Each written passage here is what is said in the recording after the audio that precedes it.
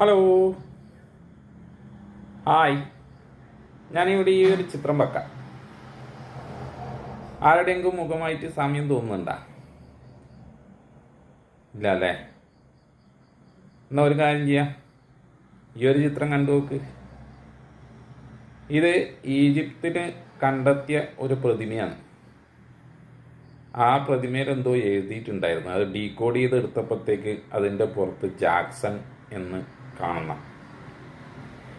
ഏകദേശം 3000 വർഷങ്ങാറ്റം പഴക്കമുള്ള ഒരു പ്രതിമ. അപ്പോൾ എങ്ങനെ ഇത് വന്നു എന്നുള്ളത് ആർക്കും അറിയില്ല. നമ്മളെ മൈക്കിൾ ജാക്സൻ്റെ അതേ രൂപവും ഭാവവും അതിൻ്റെ പുറത്ത് ഉള്ളത് എഴുതിയിട്ടുള്ളത് ഡീകോഡ് ചെയ്തപ്പോൾ ജാക്സണും കാണുന്നുണ്ട്. ഇനി അത് ഉണ്ടാക്കിയ ആളെ പേരാണോ അല്ല എന്താണ് സംഭവം എന്നറിയില്ല.